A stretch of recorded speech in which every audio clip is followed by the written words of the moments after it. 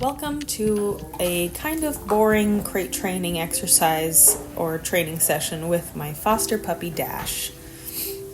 This whole video is going to be a little on the boring side just because it's a bit repetitive, but I think it's a great video to show this exercise that you can do with any age dog, but especially puppies, so they learn to love their crate and just go in there on their own.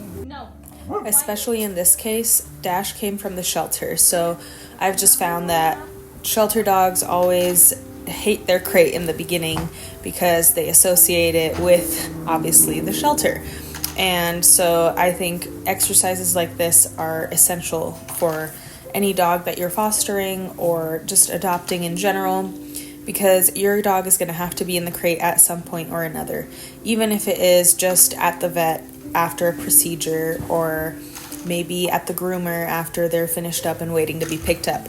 Dogs end up in a crate at some point in their life, and I think it's best to set them up for success by teaching them how to enjoy it instead of being worried about going in there. Here I'm just using what I think was Dash's lunch portion. Instead of feeding it to him in a bowl, I am using it for this exercise.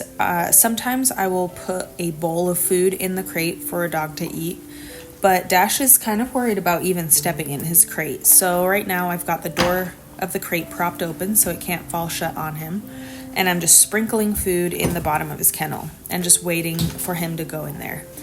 If he keeps sniffing and taking food from the bottom of the kennel, I'm going to drop some extra food in. Just like now, he stepped in with his back feet, so I dropped some extra food in when that happened.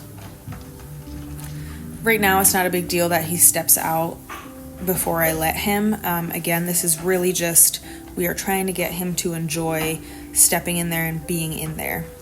Eventually, towards the end of this video, you'll actually see he chooses to stay in there even though I'm calling him out. And that's kind of where we're going with this. I want him to just decide that it's a good thing to be in there.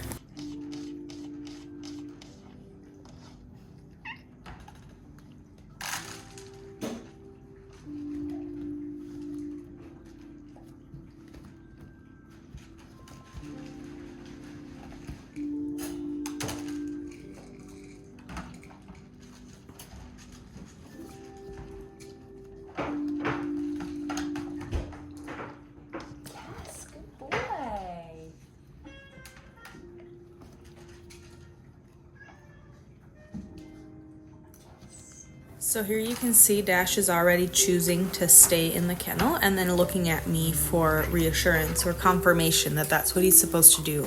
So to let him know that that's what I want, I give him some extra food, and I can throw extra food in the bottom as well. Here I'm trying to call him and he's like, wait, but this is what we're doing. So I still call him out because I think that's a great note to end on. But that's the ultimate goal, is for our pups to learn to want to stay in there.